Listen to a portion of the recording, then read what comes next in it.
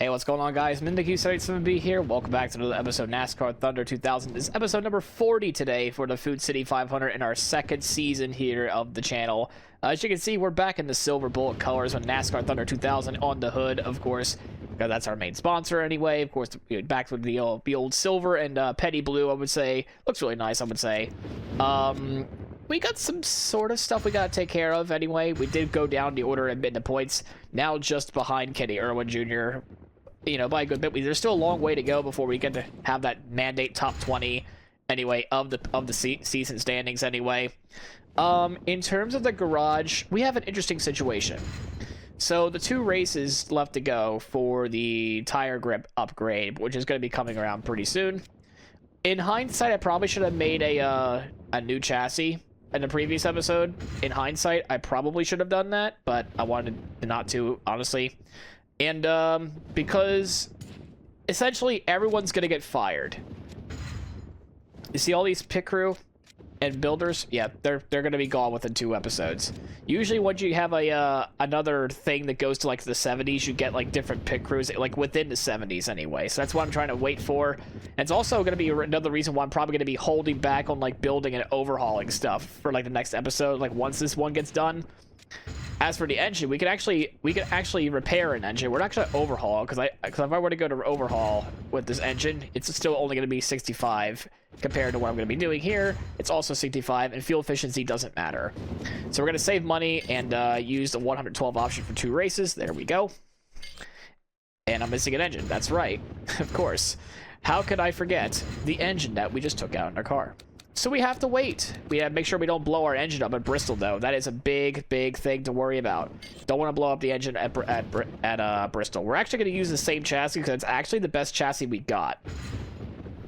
So we're gonna leave the chassis the way it is. We're not even gonna do anything like in terms of like overhauling or repairing stuff. Wait, before we do anything, yeah, we can't even do it anyway. So that's all there is to it with that. Yeah. Ready to have some fist fights at Bristol? I sure as well not. Anyway, let's see how we do here at Thunder Valley. So, believe it or not, in qualifying, once again, we're going to be very good, because I actually ran a 15.2 during my qualifying trim. My qualifying tire pressure being at 15, because I'm thinking about just doing that for now on for like the smaller tracks like this, or tracks where I'm going to need a lot of turning. Yeah, that's probably what we're gonna do with there. And we're already in 8th place. It's already a really good starting spot there. We know how to make qualifying setups at least.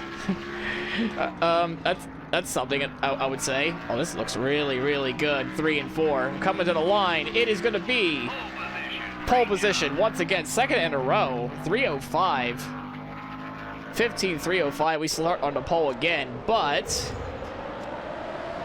we're putting them back to where I had them before, which is 24 we're starting off with. We run max downforce, nearly max suspension with -2 wedge, and actually default gear ratio.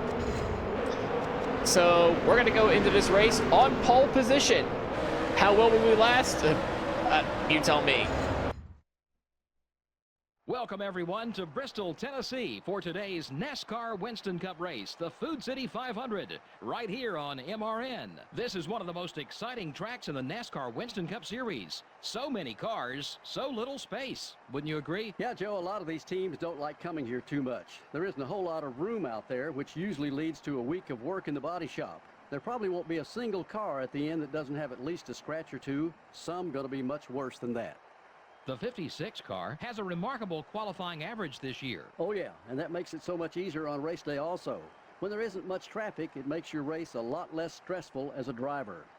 How about the consistency shown by Ward Burton? Oh, yeah, to have an average finish in the top 10 for the season is mighty impressive. It can often be the difference that wins the championship. Rusty Wallace comes to the track with the hopes of maintaining his top 5 points position. Being in the top 5 is a huge boost in self-confidence. I know everyone on that team is very happy with their performance this season, and rightfully so.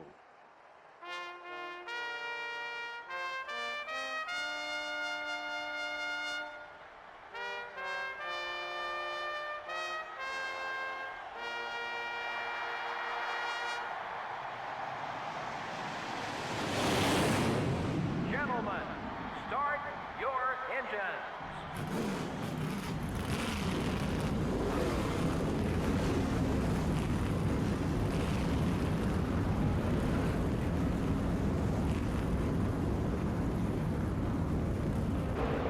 guess we're going to be called Rocket Man before Rocket Man even exists. Well, technically he does in this universe as well. I don't remember who's in the 71 though, but he'll be making his first or not maybe second first or second start of the season. We'll take a look at a few laps, I would say. We lead the grid here alongside Kenny Schrader, and we're underway here at Bristol. 125 laps. The goal is to try to lead a lap, or two anyway, before Ricky Rudd gets there, because he's already right behind us. So now, we know what to do. Try our best to park the bus from here on out and just hold the bottom. We actually have some slow guys behind us as well, so that's some good news there. We do lead our lap. We do get our 5 bonus points. Really nice to see. We're gonna keep blocking both lanes as best we can. Can we even try to go for two? Go for two laps led in this race. We will be doing so. 123 more to go. Oh, Rudd just passes us below the apron. And he has the grip to do so. Well done, well played, mister. Let's go take a look who's that 71 car, because I actually forget who that is. He's somewhere down there. Mike Rich. Okay. Okay. Sure. Welcome to NASCAR, I suppose. I don't even know who the heck you are, to be honest. We're going to keep holding on, because now Kyle Petty is trying to go for second, trying to take that away from Ken Schrader. We're not letting anybody on the outside go. The goal, of course, is to survive 60-some laps on these set of tires. So this may or may not happen. I'm not so sure. I put the suspension pretty high. The sway bar all the way to the very top, like usual. Yeah, I don't know how Rudd made able to make that pass underneath the apron on us. We would still be leading if that wasn't the case. But the Rooster already off to a flying start. 13 laps into this run, we let Kyle Petty go as well. He did the exact same maneuver as Ricky Rudd, just go underneath the apron and just passed us completely. So Kyle Petty running in second place. Ricky Rudd is already ready to lap some people, because we're just being an absolute menace to society once again, because that's what we do here on this channel, be an absolute disgrace and a menace in the absolute in NASCAR Winston Cup Series by just being the absolute ripple. I really am Ryan Newman, to be honest. This is exactly what Ryan Newman would do, is we put Ken Schrader in the wall without contact. This is exactly what Ryan Newman would do, honest to goodness. I would know, because I feel pain from 2019 still. But yeah, this is literally just a Ryan Newman simulator at the exact same track. Unfortunately, it's in the daytime rather than the nighttime when that happened. But Ken Schrader is still bouncing back. That seasoned veteran still proving that he can just stay with the big dogs. But we're still holding on to third on the inside line. Tires seem to be okay still. Lap time is kind of just falling off a little bit, but again, we have to have higher tire pressures to even survive. Maybe I should have kept it at 30 and just no, not 30. That's be way too high. No, that's way too high. We're gonna go back down and just pinch them off like that there. Uh-oh, they're 3 wide behind us. A wreck here would spell disaster as we keep blocking like this.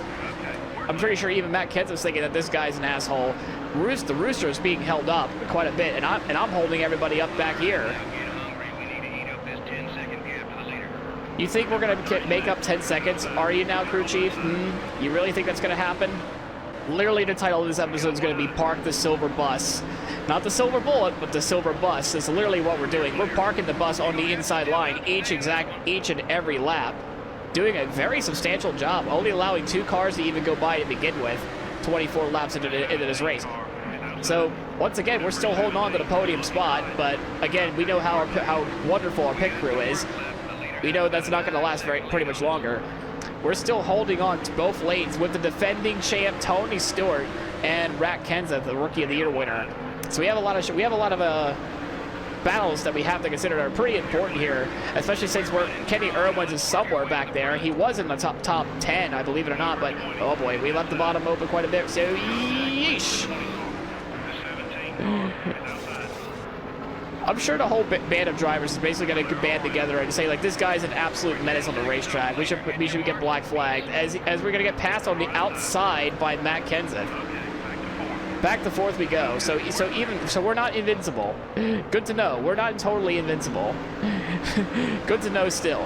Tires are yet to be worn, so that's a good sign. That is actually a good sign. But I am actually starting to plow pretty good here. So I'm not so sure if I want to make the car negative 2.5 on the wedge, because I know how this car can get on the exit of the corners anyway with the setup they have now.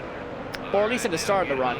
And the later part of this run, of course, it's going to get tighter because I'm having a hard time getting back on the gas. But I'm still blocking 2 lanes just fine, even though the floodgates are, well, not really the floodgates, more like a couple sprinkles here and there. Because even Kyle Petty starting to catch up to Ricky Rudd, who's still pulling away, having a hard time getting around the lap traffic there.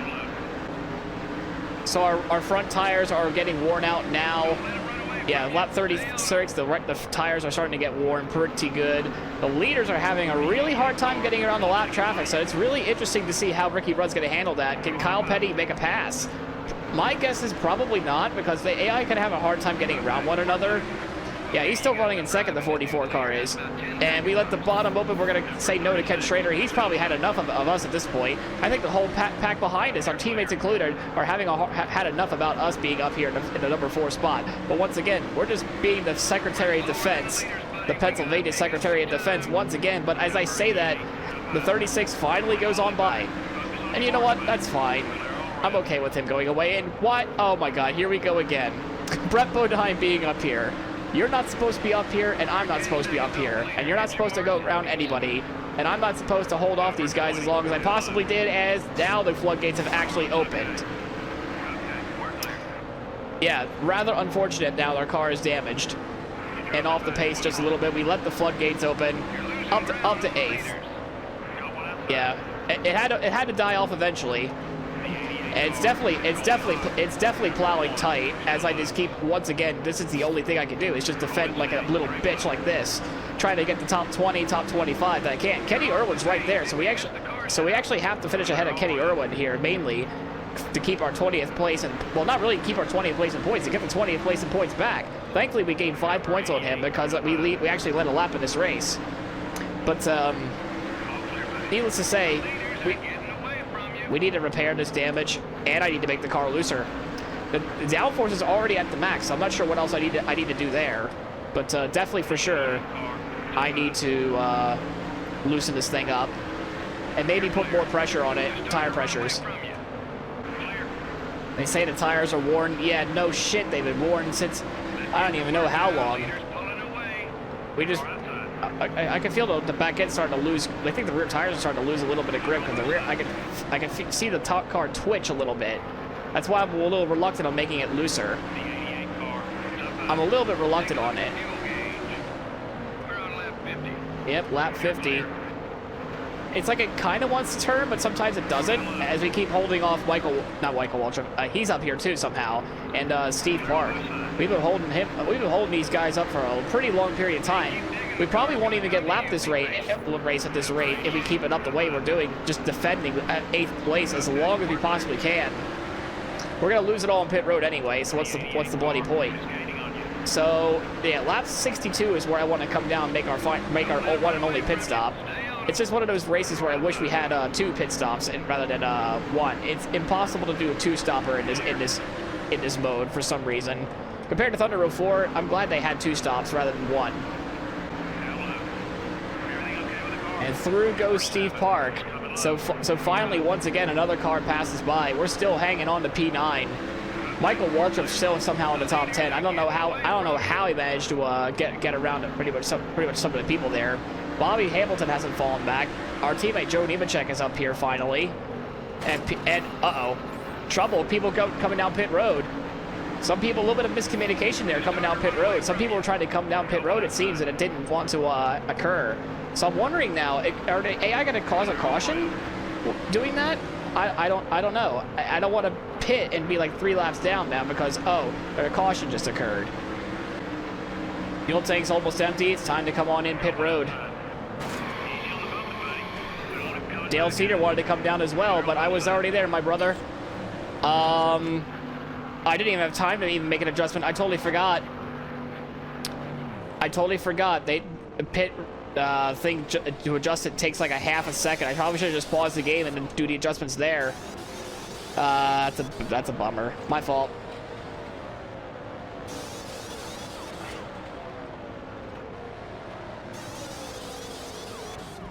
We needed to repair that damage. Let's get back out there and try to not lose as more spots as Bobby Labonte holds us up a little bit. And we're back on the track. And we're going to be in 28th, maybe 29th, coming out of the pits. No, we can try to steal a spot away from Labonte. We can just hold on to it. Now, we lost a lot of spots, it looks like there, but I don't think the whole pit cycle's done yet, thankfully. We're still holding on to 27th, but, yeah, it's pretty much where we're going to be finishing from here on out, looks like. Oh, never mind, 26, because we got Chad Little. Good old Chad. I think Dale Earnhardt is yet to come down pit road. We're still holding on to 26, maybe even 25th. We do take 25th away. Oh, there's the man we have to pass in front. There's Kenny Irwin. Can we make the spot? We do.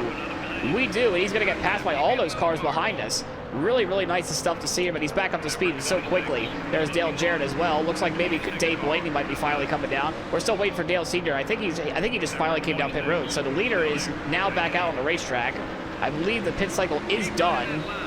No, there's somebody still out there. Who's still out there? It is Mike Rich, the 71 car leading the way. That and Dallenbach coming in, but I think Rich is finally coming in. Yep, I can see the blue dot. So we're still waiting for Wally Dallenbach, and we can steal a top 20. We can potentially steal a top 20 out of this whole day if we can just keep holding on to this bottom and try not to leak as many positions as we possibly can. But we might be actually legitimately finally getting lapped by I don't even know who leader is at this point. It is Tony Stewart. Did he come down pit road? No, yeah, he must have already came down pit road. So how did Ricky Rudd lose the lead then? He had a huge lead going into pits. As we surrender a position to Dale Earnhardt Jr. as well. Here comes Dallenbach coming back out on the racetrack. Can he get ahead of Kenny Irwin? No, but we're actually still in 20 seconds. So we actually put him a lap down. I thought he was for position. I guess he was? Did that position ever change? I can't recall. But either way, I would really like to be lapped right about now. I'm okay with where I'm at, to be honest. 22nd. I was not expecting to be even near here still, even after a good job that we even had to begin with of getting pole, leading a couple laps, and just held on to third for a long period of time and held on to the top 10 as long as we possibly could. The pit crew did a good job. I just wish I didn't have to repair my damage, but that's just how it goes in a little bit of a scrap fest here at Bristol. Just still being, once again, the Secretary of Defense, just blocking everybody, not wrecking anybody, but just definitely like blocking as being an ass as much as possible without wrecking anyone on purpose, it seems. Oh my goodness.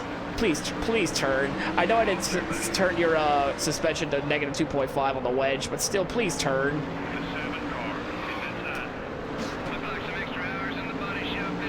That's what happens when your thumb slips off the joystick. Hopefully there's some back-end damage that can make the car rotate more, as we have an engine expiration. That's Stacy Compton, last year's winner of this race. And he's for a spot. He was for a spot. Very interesting. Really a good run there, but we gain one spot, we lose another. Hopefully we don't lose it to Jeff Burton. We lose it to Michael Waltrip of all people, so that's rather unfortunate there. Scott Pruitt is somehow in this position. We're going to try to not let him go by, but I know Jeff Burton's now right on our heels. I'm trying to look for the leader. I don't see him. Oh, it's Tony Stewart. Yeah, that's right. He's right there. He's got to hold on for 40 more laps. I would do anything for a caution right now. We have to do 30 more laps of this crap with the tire being completely worn now. The right front wearing out more than the left front, so that's something there at least, but still. I've been in the zone. That's why I haven't been speaking at all. Just trying to block the bottom as best we possibly can. Keeping on to 22nd, literally in the middle of the pack. Kenny Irwin's there. That's the biggest one I don't want to let go. That's the biggest one. Is that lime green and blue 42 for Team Sabco.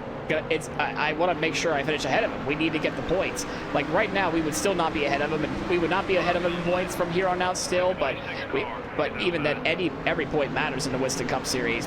This was when consistency mattered, and the real champion in NASCAR would be crowned. Come on, Tony, you got to do better than that. I need you to do better than this, Tony. I need you to go around all these guys so you can put me a lap down. I mean, I'm okay with finishing on the lead lap as long as a caution were to come out, which, again, it's not going to happen, and I'm not going to do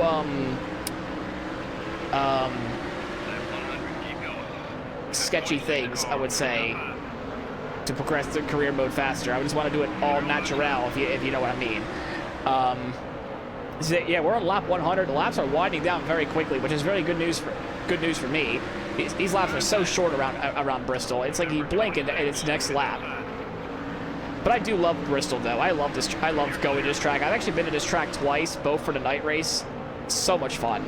So much fun. A great facility, great track, great crowd. We let the bottom open. We're going to easily close that door. We let the door on the outside go. But as I was saying, Bristol's so much... Excuse me?